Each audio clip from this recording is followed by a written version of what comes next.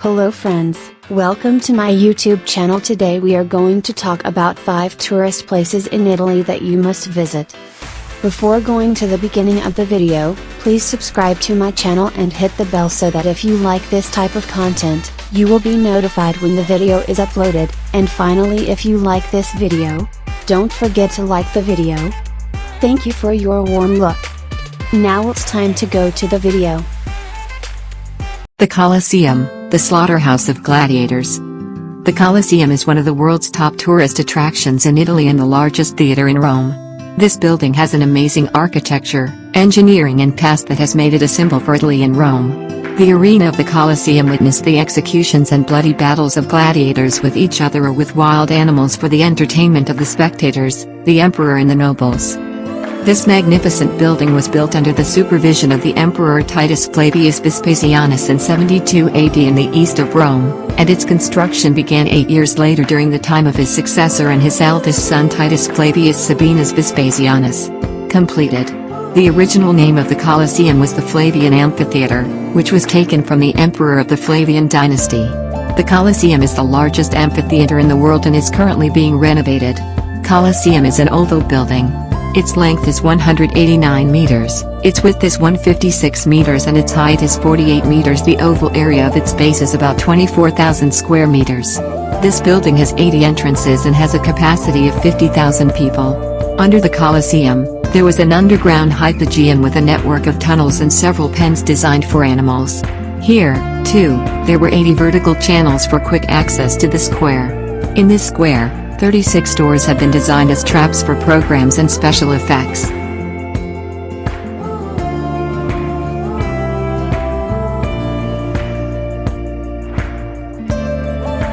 Number 2, the Grand Canal of Venice. It is considered the most important waterway of the city, which is about 3,800 meters long and divides the city into 2 parts.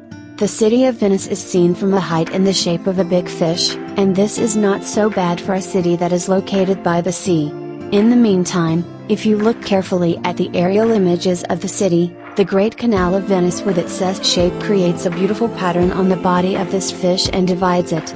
On both sides of this canal, amazing and valuable buildings have been built. Most of these buildings were established between the 12th and 17th centuries and are part of the city's identity. These beautiful buildings can be considered the identity and richness of the history and culture of the Serenissima Republic, the old name of Venice. It should be noted that this blue street has been considered as a commercial center in the city since the past and the Middle Ages. In this waterway, ships even weighing more than 400 tons are operating and buying and selling. In fact, the concept of Fondaci was born based on the activities of this waterway. Fondaci refers to a collection of warehouses and facilities that were established with the aim of providing services to merchants who travel to this city from all over the world. Currently, 4 bridges cross this waterway, each of which was built in a different period of the city's history. The newest of these bridges is called Ponte della Costituzione, which means Constitutional Bridge. This bridge is also known as Calatrava Bridge, which refers to the name of the Spanish designer of this bridge. This bridge was opened on September 11, 2008. The Ponte della Costituzione Bridge connects the railway station area to Piazzale Roma. Right after this bridge, there is a bridge called Ponte degli Scalzi, which means the Barefoot Bridge, which is located directly in front of the railway station. If you move along St. Mark's Square, you will come across another bridge in the city called Rialto, which is the most famous and most important bridge in the city. This bridge was made of wood and movable in the past. In this way, by lifting the bridge from the waterway, ships could travel on the route and do business. In fact, Rialto is also considered the old port of the city. Number 3, Pompeii City.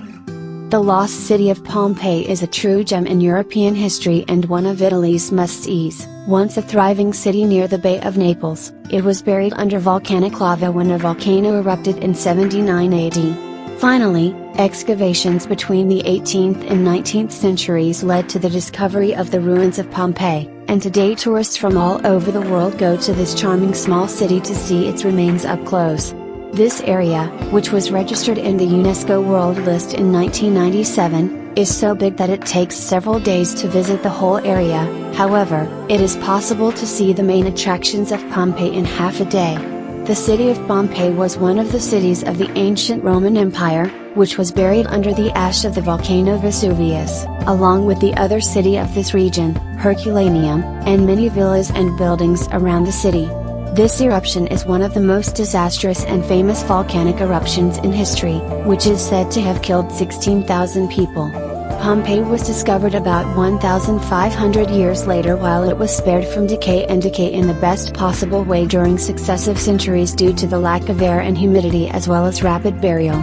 In this way, archaeologists were able to better understand the conditions of the cities of that era and the territory of the ancient Roman Empire and obtain important information about many aspects of the social, religious, economic and political life of the ancient world. During the excavations, it was tried to make the least intrusion into the lower layers of ash and finally give visitors the opportunity to see the remains of the city's residents exactly as they were found. This city and the city of Herculaneum are now part of the UNESCO World Heritage List and one of the most visited tourist attractions of Pompeii. However, a large number of Pompeian tools and molds are kept in the National Archaeological Museum of Naples.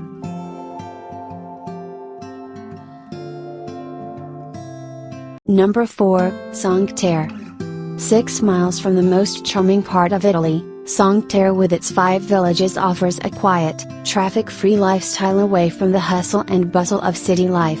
Among the most exciting coastal landscapes, these 5 villages, which are elaborately built, can give a new spirit to a person. Cinque Terre has been part of the UNESCO Cultural Heritage since 1997. In Cinque Terre, there is no trace of museums and tourist attractions of big cities, but nature, the pleasant sun of the mountain pebbles, which has turned it into the pearl of the world's coastal landscapes. Tourists can enjoy walking in the villages and swimming. The Italian Riviera region is not a region with rough coastline or romantic villages and towns, but the 5 fishing villages of Cinque Terre in Italy will surely make the best area for you to travel and have a different kind of fun. In the distant past, these 5 villages were considered as one village, and not much time has passed since they were separated from each other. However, the narrow roads, their well-preserved architecture, the stunning coastline and the continuous mountains behind these villages are still common among them, making this region a popular travel destination for tourists. To reach each of these villages, we suggest that those who have heart disease or are afraid of narrow roads should not enter this area. This is the best tourist destination in Italy for people who are cautious and drive well. However, if you don't have a car and are afraid of narrow roads, know that there are no limits for you. Because you can also reach Cinque Terre in Italy by train.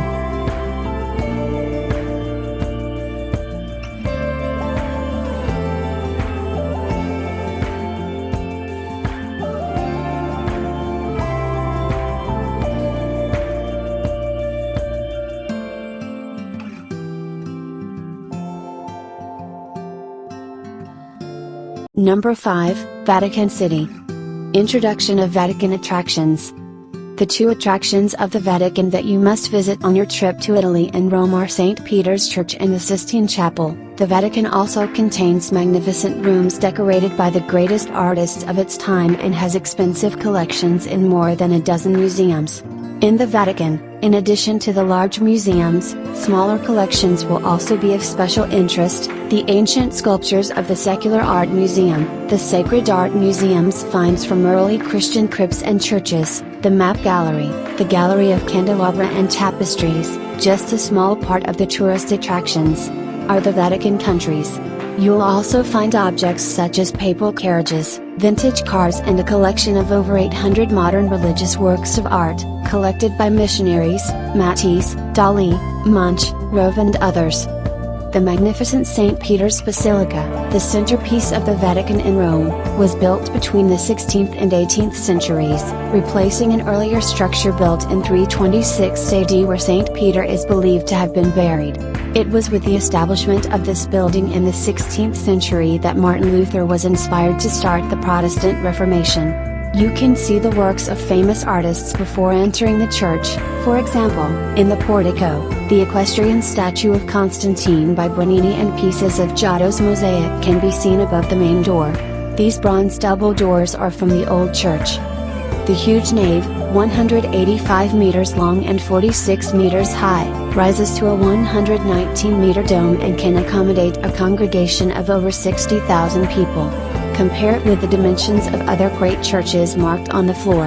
On the right side and behind this strong glass, there is a famous statue of Michelangelo.